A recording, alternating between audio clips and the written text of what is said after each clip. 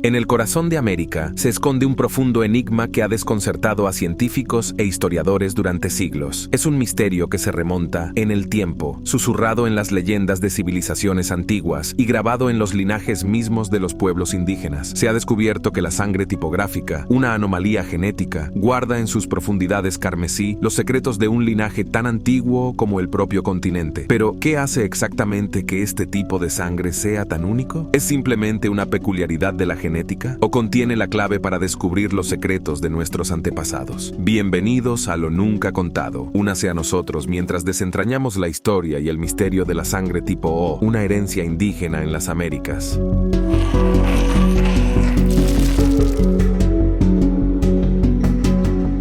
Los fundamentos de la sangre, la esencia vital que fluye por nuestras venas, conocida como sangre, no solo es esencial para mantenernos con vida, cuenta una historia extraordinaria sobre nuestra historia, genética y evolución. En el centro de esta narrativa se encuentra el sistema de grupos sanguíneos, que clasifica la sangre humana en 4 principales: A, B, AB y O. Estos tipos dependen de si hay antígenos específicos presentes en la superficie de nuestros glóbulos rojos. Los antígenos son proteínas y azúcares que decoran estas células y pueden desencadenar reacciones de nuestro sistema inmunológico. Los tipos A y B tienen sus respectivos antígenos, mientras que AB tiene ambos y O carece de ellos por completo. La sangre O, a menudo denominada donante universal, es valiosa en emergencias y transfusiones porque minimiza el riesgo de rechazo en receptores con diferentes tipos de sangre. Curiosamente, la sangre O es más frecuente entre los pueblos indígenas de América. Una razón para esta amplia extensión podrían ser las ventajas evolutivas que ofrece. La sangre, o que carece de los antígenos A y B, puede tener un riesgo reducido de albergar ciertas enfermedades, lo que proporciona una ventaja de supervivencia. Algunos estudios incluso sugieren que la sangre O podría ofrecer más protección contra enfermedades graves como la malaria. Si bien esta teoría se alinea más con la distribución del tipo de sangre en África, aún aumenta la complejidad de la historia. Examinar la distribución de los tipos de sangre entre diferentes poblaciones revela una fascinante historia de migración y adaptación humana. A nivel mundial,